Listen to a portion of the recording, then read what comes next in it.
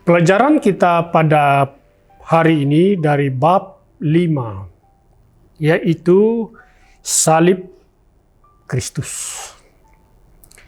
Salib Kristus.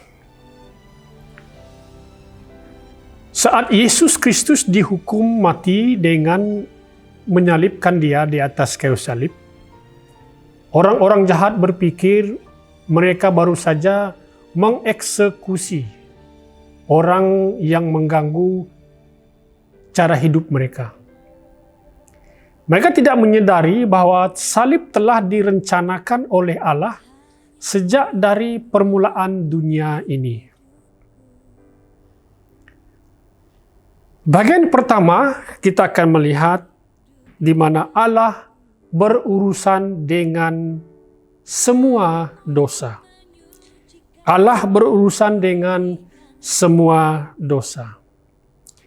Melalui kematian anaknya di kayu salib, Allah pencipta agung itu menangani setiap dosa manusia. Tiap penderitaan dan kesedihan manusia. Yesus mati mengganti setiap orang di dunia dengan menerima apa yang dilakukannya di atas salib. Semua keperluan kita akan terpenuhi. Tuhan menunjukkan kekuatannya melalui salib. Tuhan menunjukkan kekuatannya melalui salib. 1 Korintus pasal 1 ayat 18 berkata, bagi mereka yang akan binasa, berita tentang salib dianggap suatu kebodohan. Namun demikian bagi kita yang diselamatkan Allah, berita itu menunjukkan kekuasaannya. Tuhan menunjukkan kekuatannya melalui salib. Tuhan memberikan kasih-Nya melalui salib.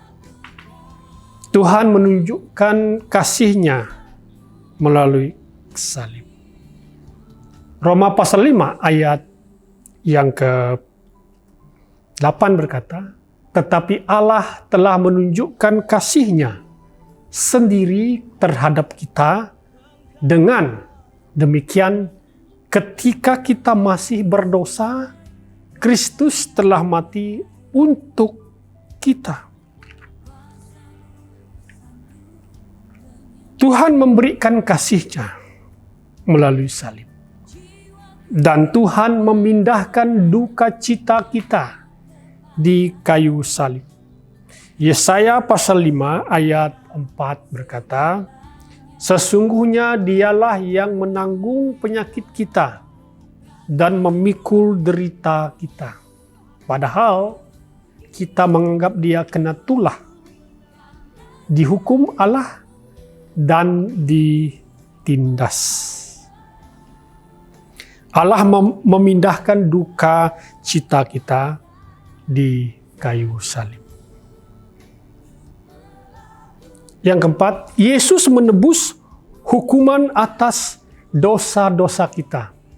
Di kayu salib, Yesus menebus hukuman atas dosa-dosa kita di kayu salib. Yesaya pasal 53 berkata, tetapi Dia terluka oleh sebab segala pelanggaran kita.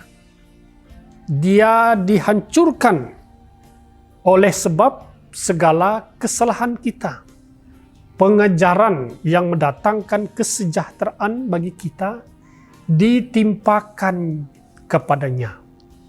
Oleh bilur-bilurnya kita sembuh.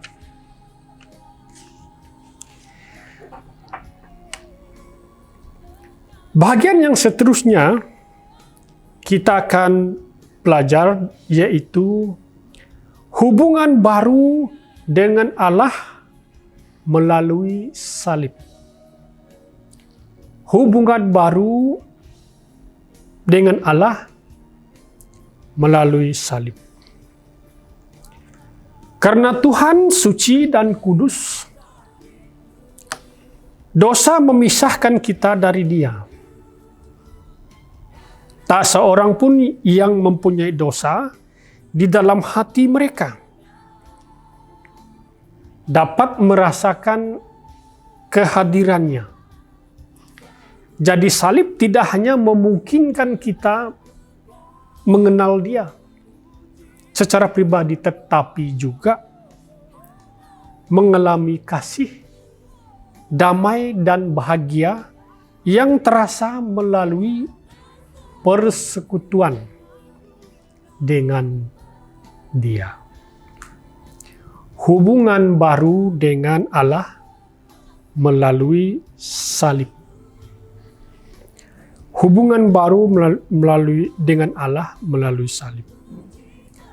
Di salib, di situ kita dilayakkan di hadapan Tuhan. Kita dilayakkan di hadapan Tuhan melalui salib.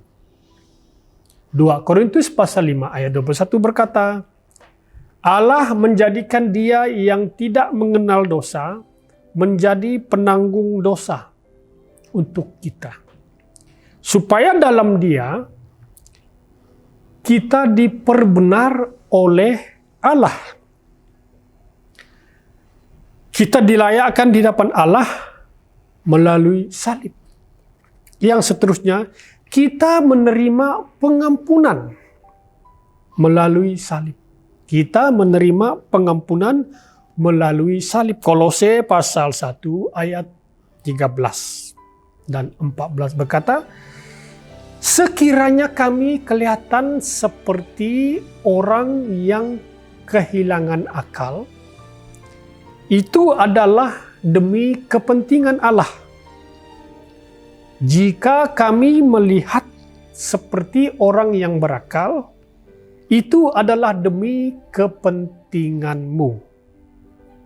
Kita menerima pengampunan melalui salib.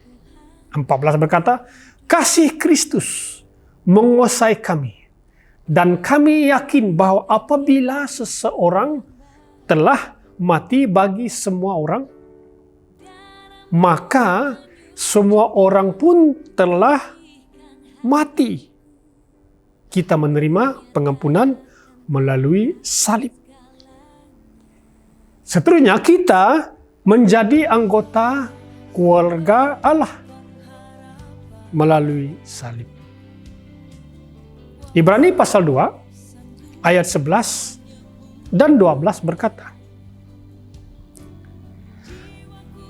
Ibrani pasal 2 ayat 11 dan 12 berkata, Dia yang menyucikan dan mereka yang disucikan adalah satu asalnya. Oleh itu, Dia tidak malu memanggil mereka saudara-saudara. Ayat yang ke-12 berkata, Dia berkata, Aku akan mengistiharkan namamu kepada saudara-saudaraku. Di tengah-tengah perhimpunan aku akan menyanyikan pujian bagimu. Kita menjadi anggota keluarga Allah melalui salib. Yang seterusnya, penghalang rasial dihancurkan melalui salib. Penghalang rasial dihancurkan melalui salib. Efesus pasal yang kedua, ayat 14 berkata, karena Dia sendiri adalah pendamaian kita. Dia menyatukan kedua-dua pihak dan meruntuhkan dinding pemisah, yaitu perseteruan. Sehingga itu kita melihat bahwa penghalang rasial dihancurkan melalui salib. Bagian C, kita akan melihat kebebasan melalui salib. Melalui salib, kita ataupun Anda semua mendapatkan kebebasan. Kematian Yesus di atas salib adalah kemenangan yang besar bagi kita. Allah telah menanggung dosa kita di atas salib. Hal itu berarti juga bahwa semua penderitaan dan semua kesusahan yang dihasilkan oleh darah itu telah ditanggung Yesus Kristus. Salib telah memenangkan kemenangan bagi kita semua. Kebebasan melalui salib. Apa yang dimaksudkan kebebasan melalui salib? Artinya adalah yang pertama, kebebasan dari setan. Kebebasan dari setan. Kolose pasal 2 ayat 15 berkata, setelah menumpaskan segala roh yang berkuasa dan memerintah, Dia mendedahkan mereka di hadapan orang ramai dan menunjukkan bahwa Dia telah menakluki mereka dalam salib. Kebebasan dari setan. Yang kedua, kebebasan dari dosa-dosa masa silam. Kebebasan dari dosa-dosa masa silam. Dengan demikian, jika anak membebaskan kamu, kamu akan bebas sepenuhnya. Yohanes pasal 8 ayat 36. Dan yang ketiga, kebebasan dari masa kini. Kebebasan dari masa kini ataupun kebebasan dari dosa-dosa masa sekarang. Okay. Roma pasal 6 ayat 14 berkata, karena dosa tidak akan menjadi tuanmu disebabkan kamu bukan di bawah hukum, tetapi di bawah kasih karunia. Dosa tidak ada, salib membebaskan kita daripada dosa masa silam. Dan salib membebaskan kita daripada dosa masa kini. Dan yang keempat, salib membebaskan kita dari sakit penyakit. Matius pasal 8 ayat 17 dikatakan Yesus melakukan semua itu supaya terjadilah apa yang dikatakan oleh Nabi Yesaya. Dialah yang memikul kelemahan kita dan menanggung penyakit kita. Okay. Kebebasan daripada sakit penyakit. Dan yang kelima, salib membebaskan kita dari kutukan. Kebebasan dari kutukan. Galatia pasal 3 ayat 30 berkata, Kristus telah menebus kita daripada laknat hukum Taurat itu. Dengan menanggung laknat itu untuk kita. Karena telah tersurat, terlaknatlah setiap orang yang tergantung pada kayu salib. Salib membebaskan kita dari kutukan. Yang keenam, salib membebaskan kita dari hukuman ataupun kebebasan dari hukuman. Ibrani pasal 9 ayat 26 dan 27 berkata, andainya demikian, terpaksalah dia menderita berkali-kali sejak permulaan dunia. Dia tampil sekali sahaja sewaktu akhir zaman ini untuk menghapuskan dosa dengan mengorbankan dirinya. Sebagaimana manusia ditentukan mati sekali dan selepas itu dihakimkan,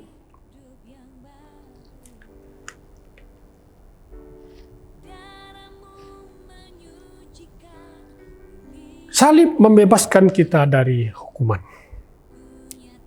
Yang ketujuh, salib membebaskan kita dari kematian kekal. Salib membebaskan kita dari kematian kekal. Yohanes pasal 3 ayat 16 berkata, Allah begitu mengasihi dunia sehingga menganugerahkan anaknya yang tunggal, supaya setiap orang yang percaya kepadanya tidak binasa, melainkan mendapat hidup kekal. Salib membebaskan kita dari kematian. Bagian di pula kita akan melihat kasih dan keadilan Allah bertemu di salib. Kasih dan keadilan Allah bertemu di salib. Kayu salib adalah tempat di mana kasih Allah dan keadilan Allah bertemu.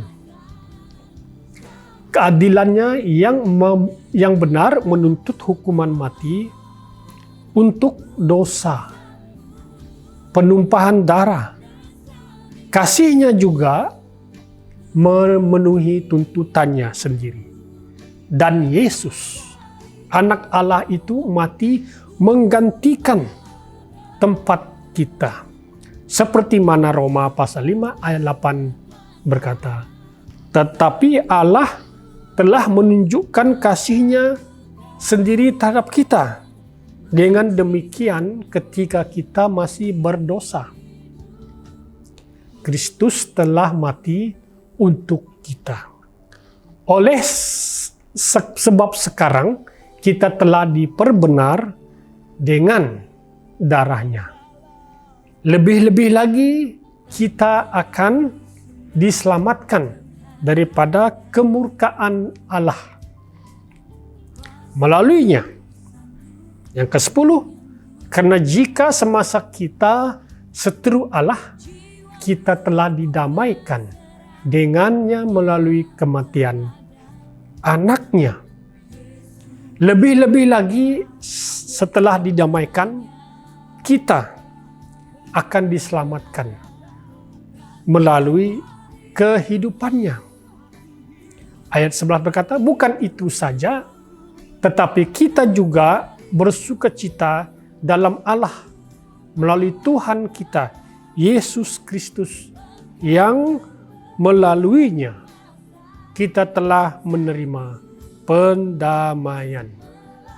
Kasih Allah dan keadilan Allah bertemu di kayu salib. Bagian yang terakhir adalah salib adalah pusat sejarah. Ataupun salib di dalam pusat sejarah. Salib Kristus adalah titik keberadaan manusia di bumi ini. Pada saat manusia pertama jatuh dalam dosa, Allah merencanakan kematian Yesus di kayu salib. Sejak itu, manusia mencari dan percaya bahwa salib menjanjikan bahwa Dia akan menebus dosa manusia.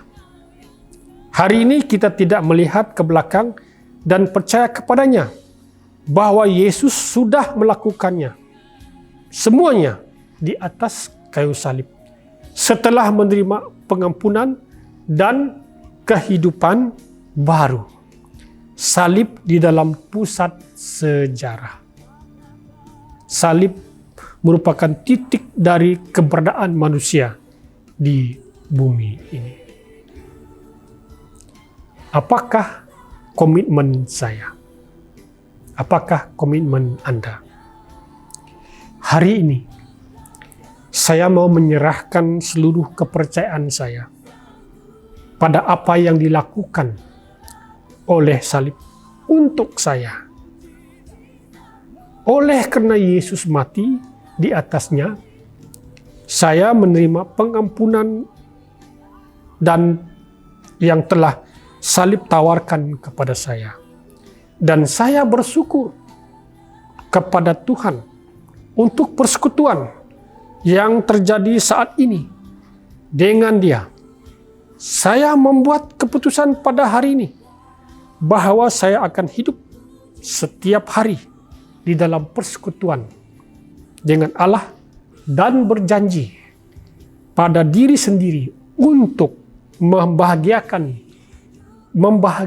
kebenaran ini kepada orang lain. Salib Kristus. Pelajaran seterusnya adalah darah Kristus. Tuhan Yesus memberkati kita.